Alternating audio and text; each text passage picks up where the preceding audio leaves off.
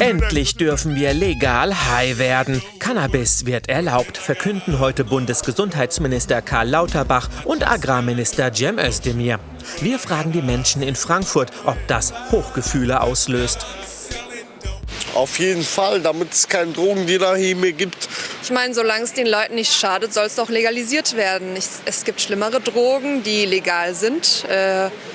Und bei Cannabis sind meines Wissens nach keine Folgeschäden bekannt. Von daher denke ich mir, wieso nicht? Muss man natürlich schauen, wie man das alles reguliert. Ich kenne in meinem Bekanntenkreis 2 Leute, die psychotisch geworden sind und die bis heute Probleme damit haben.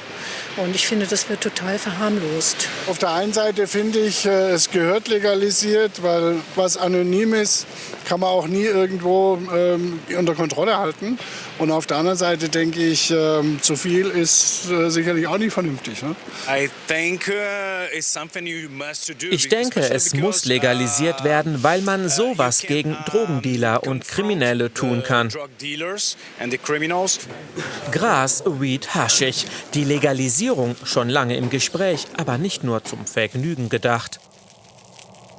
Wir wollen vor Verunreinigungen schützen, wir wollen davor schützen, dass es toxische Beimengungen gibt, wir wollen davor schützen, dass über Cannabis der Einstieg in stärkere Drogen stattfindet, wir wollen die Jugend besser schützen. Auf Twitter geht der Hashtag Cannabis heute extrem steil. Einige sagen, die Entscheidung geht nicht weit genug. Andere wie Cem Özdemir selbst feiern sie. Guter Tag für Jugendschutz und Justiz, kein guter Tag für Dealer.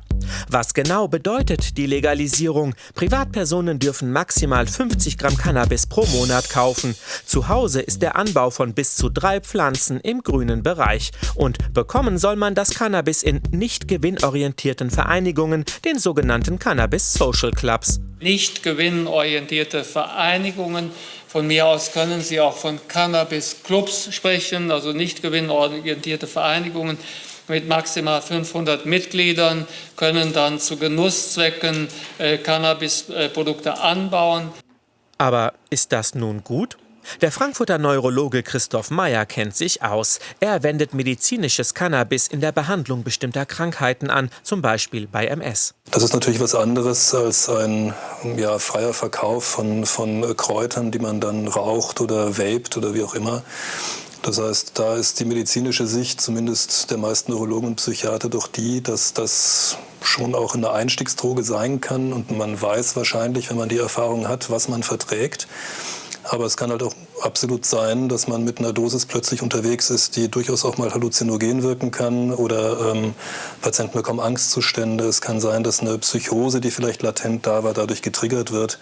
Alkohol ist erlaubt, kann aber auch süchtig machen. Bei der Diskussion rund um Cannabis ist das ein häufiger Streitpunkt.